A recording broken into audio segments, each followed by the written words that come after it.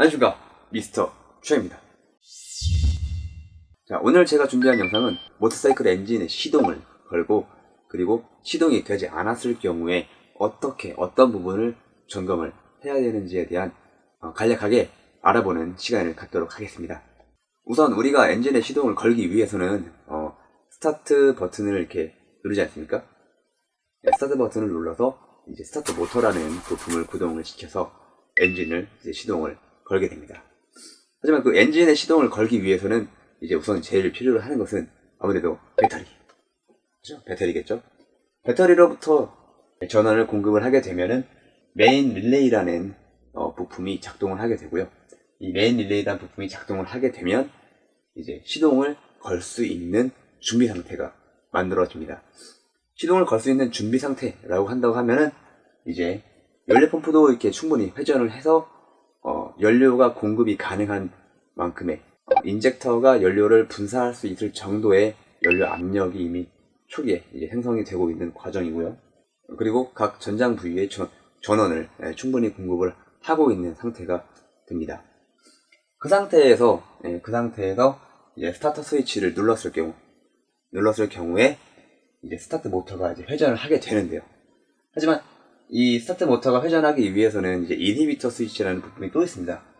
이 이니비터 스위치라는 부품이 정확하게 딱 붙어 있어야 이제 이 스타터 릴레이라는 부품의 전기가 통하게 돼서 이 스위치 접전부를 이렇게 붙게 만드는 것이죠.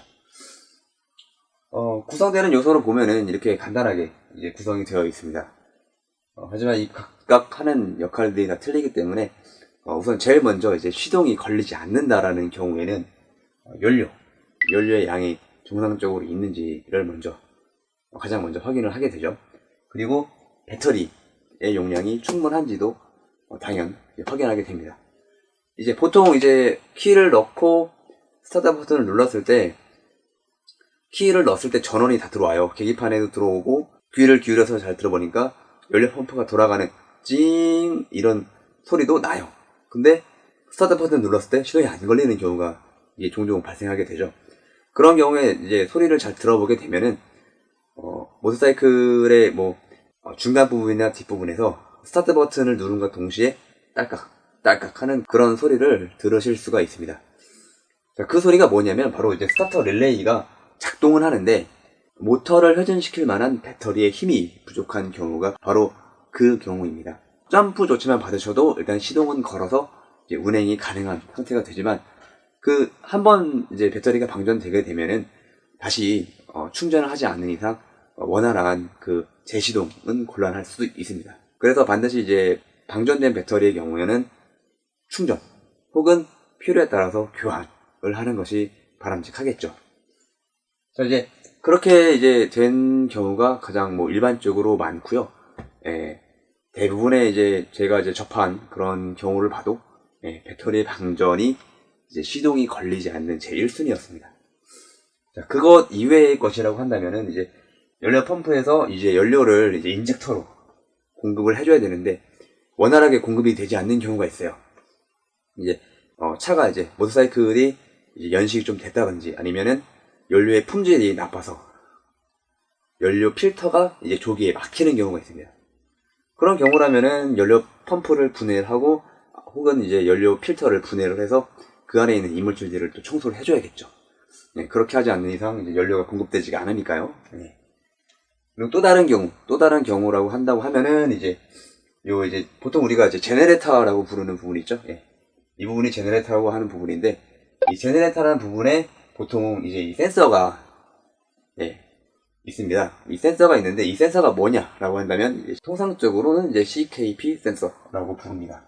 이 CKP 센서에서 크랭크샤프트 위치를 이제 ECM으로 계속 이제 데이터를 전송을 해주는데 이 센서가 잘못된다고 하면은 현재 이 크랭크샤프트의 위치가 어디인지 모르기 때문에 스파크 제어나 연료 분사 제어가 이루어지지 않기 때문에 또 시동이 걸리지 않습니다.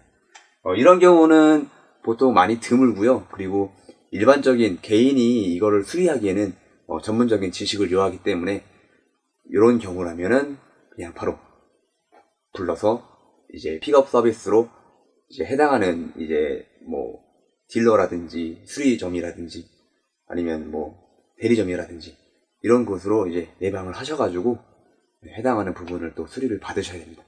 보통 이런 부분, 이제 센서나 아니면 인젝터라든지 이제 이런 부분에 고장이 나게 되면은 대부분의 메이커에서는 이제 엔진 경고등을 또 표시를 하게 되어 있습니다.